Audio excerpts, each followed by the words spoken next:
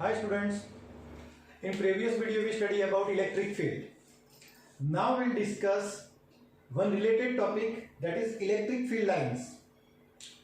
Electric field is reality. Electric field is a place around charge where electric force is created that particular charge. So how to visualize that particular electric field? We cannot see electric field, but we can represent electric field as a graphical interpretation by help of electric field lines. May be lower standard में आप लोगों ने magnetic field lines जो है वो practically कैसे observe की जाती है वो एक्सपेरिमेंट करके आप लोगों ने देखा होगा। जैसे कि सपोज हमारे पास कोई मैग्नेट है, मैग्नेट को हम टेबल पर प्लेस करते हैं या पेपर पर प्लेस करते हैं और फिर इसके अराउंड आयन फिलिंग को स्प्रेड कर देते हैं, और जब आयन फिलिंग को हम स्लोली मूव करवाते हैं तो हम ऑब्जर्व करते हैं कि वो आयन फिलिंग्स जो है वो एक प्रॉपर फैशन में प्रॉपर अरेंजमेंट दिखा देती है, और जिसके बेस पर हमें मैग्नेटिक फील्ड कैसे स्प्रेड हुआ है उसका एक रफ आइडिया होता है। वही रीजन को अगर हम लीनियर फॉर्म में, लाइन के फॉर्म में या कर्व के फॉर्म में ड्रॉ कर देते हैं तो वो बन जाती है मैग्नेटिक फील्ड लाइंस। तो सिमिलर वे हम यहाँ पर इलेक्ट्रिक फील्ड लाइन को ड्रॉ करेंगे जो इलेक्ट्रिक चार्ज क्रिएट करता है उसको रिप्रेजेंट करने के लिए। So first, what is electric field line? Electric field line is a graphical representation of electric field around given system of charge particles. So electric field is reality, but electric field lines are just mathematical or graphical representations. Electric field lines around charge are actually everywhere.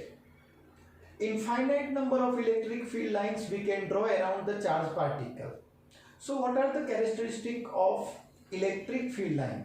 So we'll start one by one. First one, how to draw electric field line? So electric field line is a curve around system of charge particles in which at a given point if we draw tangent to the electric field line then it gives direction of electric field at that point. So electric field line is a curve for which tangent drawn at a given point gives direction of electric field at that point. Second important point, electric fields are always coming out of positive charge and they enters into negative charge. Enters into negative charge. For isolated positive or negative charge, electric field lines start from positive charge and spread to infinite like this. So if we see one more important property, electric field lines never intersect each other. Here this is important property, they never intersect. If at a given point, suppose we draw two electric field lines. For example, this is one electric field line we have already drawn, and for example we draw another electric field line like this. Then what will happen? At the point of intersection we'll get two tangents. That means there will be two electric field directions at particular point, which is actually not possible. So electric field lines never intersect each other. Fourth important point, electric field lines never form closed loop. Never form closed loop. That means electric field lines are starting from one point and they are ending at another point, but they will not form closed loop. And this is major difference between electric field line and magnetic field line. Magnetic field line for static magnetic system is always forming a closed loop, while electric field line for electrostatic system never forms a closed loop. If we consider a place which is chargeless, then electric field line can be represented as a continuous curve without any break. So we can take one more important property of electric field line. Electric field lines of uniform electric field are placed at equidistant and they are parallel to each other. So ये हमने जो electric field line का curve यहाँ पर draw किया हुआ है वो यूनिफॉर्म इलेक्ट्रिक फील्ड के लिए है। तो यूनिफॉर्म इलेक्ट्रिक फील्ड में सारी इलेक्ट्रिक फील्ड लाइंस एक दूसरे से पैरेलल रहेगी और साथ साथ वो इक्विडिस्टेंट रहेगी। One more important point, number of electric field line पर unit area gives intensity of electric field at that point. ये बहुत ही इंपॉर्टेंट प्रॉपर्टी है। इलेक्ट्रिक फील्ड लाइन के डिस्ट्रीब्यूशन से जहां पर इलेक्ट्रिक फील्ड लाइन एक दूसरे से क्लोज है, मतलब कि क्राउडेड है, वो रीजन में इलेक्ट्रिक फील्ड स्ट्रांग होता है। जहां पर number of electric field line पर यूनिट एरिया कम होती है या जो सेपरेटेड होती है वहां पर इलेक्ट्रिक फील्ड ऑलवेज वीक होता है।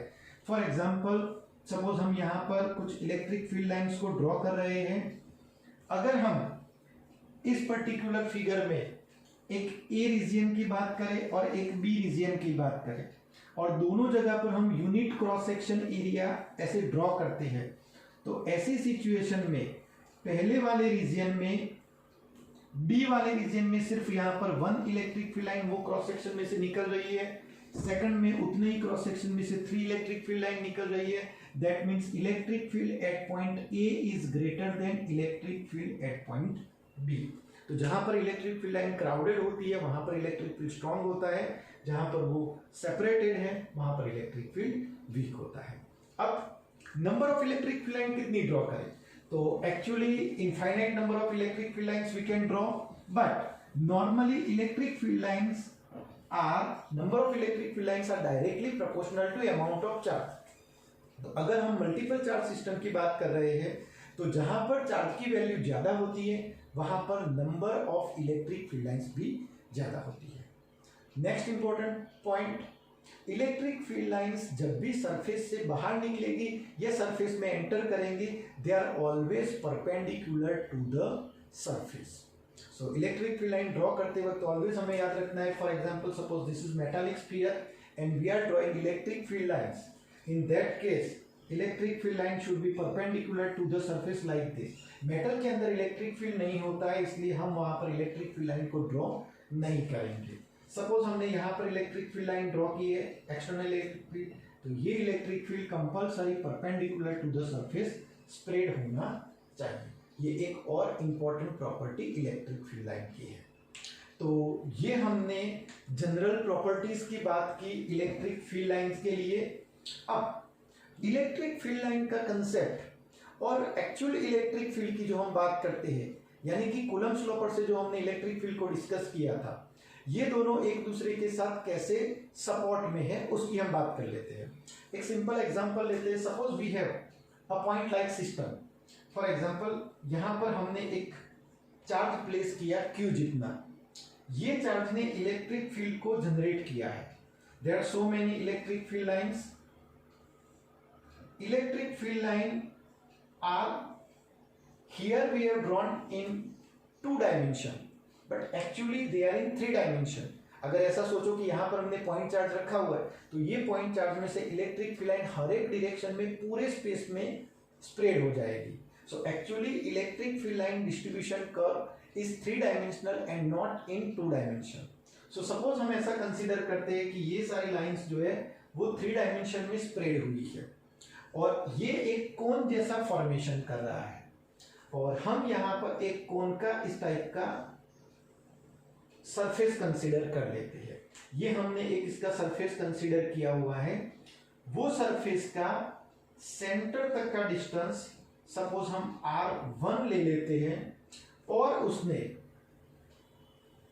सेंटर के साथ जो एंगल कवर किया है 3 डायमेंशन में, ये एंगल को हम रिप्रेजेंट करते हैं सपोज डेल्टा ओमेगा से। तो ऐसी सिचुएशन में इसका जो सरफेस एरिया बनेगा डेल्टा S1, उसको अगर हम डेल्टा ओमेगा के साथ कोरिलेट करें तो solid angle is equal to solid angle जिसको हमने डेल्टा ओमेगा से रिप्रेजेंट किया, that is equal to by definition surface area which is delta S upon square of its radius, so that is r square. So here for first one it is delta S1 and r1 square. Now we want to find out strength of electric field in this particular region. So we know that strength of electric field is represented by number of electric field lines per unit surface area. So if we consider total n number of field lines are coming out of this particular surface, then in that case number of field lines per unit area, that is equal to total number of field lines divided by total area, surface area. So here number of field lines, suppose we consider n, divided by total number of surface area delta S1, which is equal to r1 square into delta omega, which is solid angle. So this is number of electric field line which are enclosed with this first surface. Suppose we write it surface P1. So this we have calculated for surface P1 surface. Now similarly, suppose we have one more surface, it is over here at this point, and equal number of field lines are passing through it, but its radius is, for example, r2. So if we find out electric field at P1, so for that we need number of field lines per unit area, that is equal to, again same, number of field lines are same, n divided by surface area of this segment delta S2. So this is equal to n upon solid angle will remain same, so delta omega multiplied by, now what is next radius, it is r2, so r2 square, this is value of suppose P2 for P2 and this is for P1. So here we can see that n delta omega, that remains constant for both the cases, so P is inversely proportional to r square. So here number of field lines per unit area is inversely proportional to r square, and electric field at that point E is directly proportional to number of field lines per unit area. So that means E is inversely proportional to r square, which obeys inverse square principle. So electric field line concept is properly in similar condition to the concept of Coulomb's law. Now we can find out electric field line curves due to different charge systems. So we'll start with, suppose unit isolated positive charge. Isolated positive charge. We want to draw electric field lines due to isolated positive charge. Now see, suppose we have placed charge over here. How many field lines we can draw? As many as possible or as many as we want. So there is no restriction on number of field lines, but we should remember that for isolated positive charge, electric field line will start from positive charge and it will go to the infinite. So suppose हम यहाँ पर मान लो कि एक field line को draw करना चाहते हैं, for example, so we can draw electric field lines in different direction. They are straight line, they are continuous curves and spreaded equally. तो हम ऐसे इलेक्ट्रिक फील्ड लाइन के कर्व ड्रॉ कर सकते हैं. तो ये हमें आइसोलेटेड पॉजिटिव चार्ज के लिए इलेक्ट्रिक फील्ड लाइन का कर्व मिला. नाउ सी, ये वाले रीजन में, नजदीक वाले रीजन में इलेक्ट्रिक फील्ड लाइन क्लोज दिखाई देती है, दूर वाले रीजन में इलेक्ट्रिक फील्ड लाइन के बीच का स्पेस बढ़ गया है। That means electric field is less here compare to electric field in nearer region. अब आइसोलेटेड पॉजिटिव की जगह पर सपोज नेगेटिव चार्ज होता तो हमें चेंजेस सिर्फ कितने करने हैं, तो नेगेटिव चार्ज की इलेक्ट्रिक फील्ड लाइंस जो है वो अंदर की साइड पर आती है, तब हमें उसके जो एरो दिखाने पड़ेंगे वो सिर्फ चेंज कर देने हैं, क्योंकि अब हमारा चार्ज हो गया है नेगेटिव।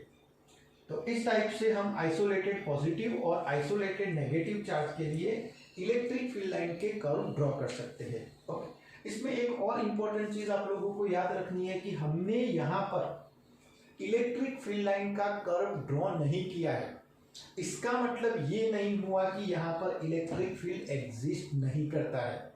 इलेक्ट्रिक फील्ड इसके आसपास के हर एक रीजन में एग्जिस्ट करता है, लेकिन हम multiple number of electric field lines को, actually infinite number of electric field lines को प्रैक्टिकली ड्रॉ नहीं कर सकते, इसलिए हमने वो स्पेस में इलेक्ट्रिक फील्ड लाइन नहीं बनाई थी। हम चाहे तो ड्रॉ कर सकते हैं।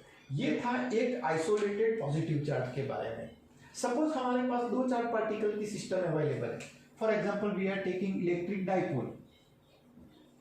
इलेक्ट्रिक डाइपोल, डाइपोल मतलब कि हमें दो इक्वल और ऑपोजिट चार्जेस की बात करनी है। तो सपोज हम यहाँ पर एक Q जितना पॉजिटिव चार्ज ले लेते हैं और उससे सम फाइनाइट डिस्टेंस पर Q जितना नेगेटिव चार्ज रखते हैं। तो ये सिस्टम बन गए इलेक्ट्रिक डाइपोल। अब अगर हम यहाँ पर इलेक्ट्रिक फील्ड लाइन का कर्व ड्रॉ करें तो कितनी चीजें हमें याद रखनी है। सबसे पहले कर्व लाइन पॉजिटिव में से बाहर निकलनी चाहिए, नेगेटिव में एंटर होनी चाहिए। सेकंड वन, दोनों के चार्जेस की वैल्यू सेम है, इसलिए दोनों में number of electric field line भी सेम रहनी चाहिए। तो अगर हम देखें जहां पर इलेक्ट्रिक फील्ड एग्जिस्ट करता है वहां पर हमें इलेक्ट्रिक फील्ड लाइन को ड्रॉ करनी होती है, जिससे कि हम प्रॉपर्ली उसको रिप्रेजेंट कर पाए।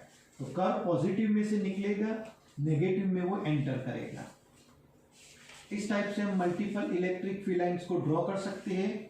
इलेक्ट्रिक फील्ड लाइंस ड्रॉ करते वक्त वो एक दूसरे के साथ इंटरसेक्ट नहीं करनी चाहिए। तो हम इस टाइप से इलेक्ट्रिक फील्ड लाइन के कर्व बना सकते हैं।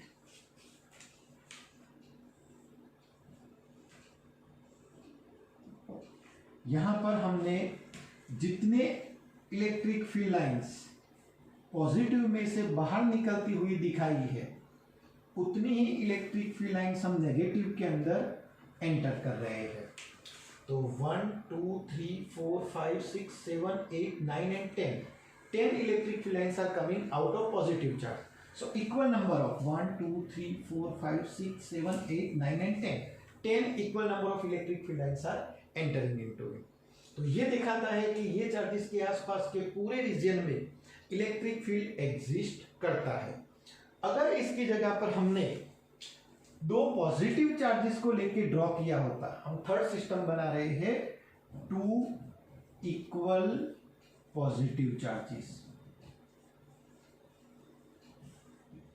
सपोज हमारे पास दो इक्वल पॉजिटिव चार्ज है, plus Q and here also plus Q। तो सबसे पहले पॉजिटिव चार्ज एक दूसरे को रिपेल करते हैं और इसलिए इसके मिडल वाले रीजन में इलेक्ट्रिक फील्ड की वैल्यू 0 हो जाएगी। जहां पर इलेक्ट्रिक फील्ड एग्जिस्ट नहीं करता है वहां पर इलेक्ट्रिक फील्ड लाइन भी एग्जिस्ट नहीं करनी चाहिए। तो अगर हम यहाँ पर कर्व ड्रॉ करेंगे तो इलेक्ट्रिक फील्ड लाइंस के कर्व जो है वो एक दूसरे के रिपल्सन को इंडिकेट करते हुए ऐसे दूर जा रहे होंगे। तो इसके कर्वेचर्स जो है वो इंडिकेट करेंगे इलेक्ट्रिक फील्ड के वेरिएशन को। यहां पर भी हमें equal number of electric field lines को रिप्रेजेंट करना है। बाहर की साइड पर इलेक्ट्रिक फील्ड लाइन हम ड्रॉ कर सकते हैं, आउटवर्ड कर्व बना सकते हैं इस टाइप के। तो ये हमने electric field line curve draw किया फॉर इक्वल पॉजिटिव चार्जेस। ये वाले रीजन में इलेक्ट्रिक फील्ड लाइन ड्रॉ नहीं की है, मतलब वहां पर इलेक्ट्रिक फील्ड सेंटर के रीजन में एग्जिस्ट नहीं करता है। अगर यहाँ पर भी हमें टू इक्वल नेगेटिव चार्जेस बोले होते तो पूरी सिस्टम सेम रहती, सिर्फ इसके एरो जो है वो इन्वर्ट हो जाते।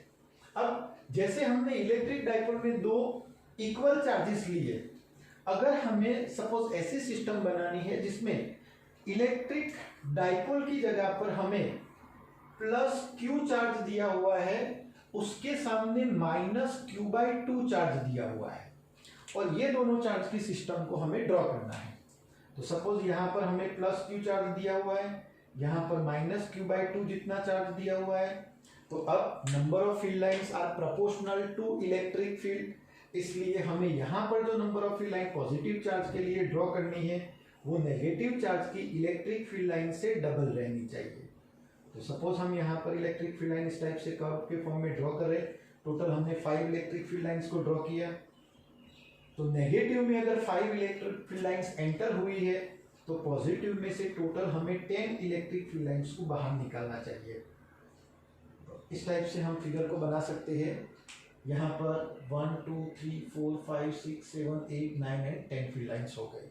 तो अगर चार्जेस का डिस्ट्रीब्यूशन अनइवन है तो ऐसे केस में नंबर ऑफ फील्ड लाइंस का डिस्ट्रीब्यूशन भी अनइवन हो जाता है। अगर हम यूनिफॉर्म इलेक्ट्रिक फील्ड लेते हैं, uniform electric field, so for uniform electric fields, electric field lines are parallel to each other and are at equal distance. They are equidistant and parallel to each other. So these were some of the electric field line graphs.